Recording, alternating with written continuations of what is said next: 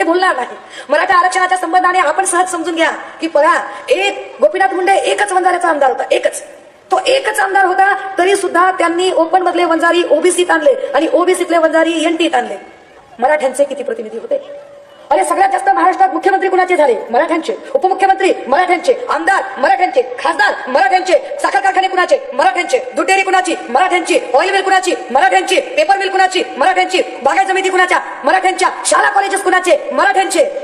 जिल्हा परिषदा कुणाच्या ताब्यात? मराठ्यांच्या. पंचायत समित्या कुणाच्या ताब्यात? मराठ्यांच्या. ग्रामपंचायती कुणाच्या ताब्यात? मराठ्यांच्या. महापालिका कुणाच्या ताब्यात? मराठ्यांच्या.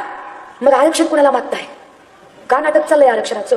अरे जर सत्तेतच तुम्ही आहात तर कुणाला आरक्षण मागताय तुम्ही? आम्ही काय डोक्याला गोड तेल लावलंय का धोत्रावर इन करतोय? कळत नाहीये का काय चाललंय ते? काय चाललं होतं?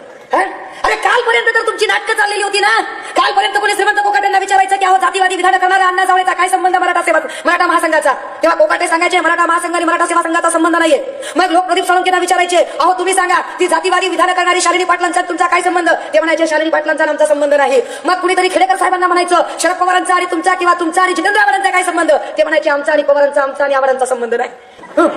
आता हे सगळं चालू असताना जे म्हणत होते आमचा कुणाचा संबंध नाही, तेच कोकाटे, तेच सोळंके, तेच पवार, तेच खेडेकर, तोच जावळे, तीच शालिनी पाटील औरंगाबादला आरक्षण मेळाव्याला एका स्टेजवर आलेच कसे काय?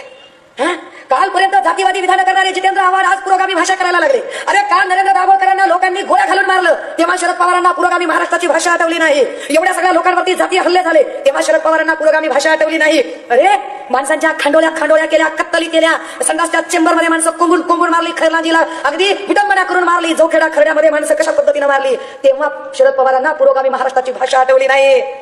आणि जितेंद्र आव्हाडांना छोटासा गालगुच्चा काय कोणी घेतला? पवार साहेबांनी एक पत्रच लिहिलं पुरोगामी महाराष्ट्रावर एका गालगुच्च्यासाठी.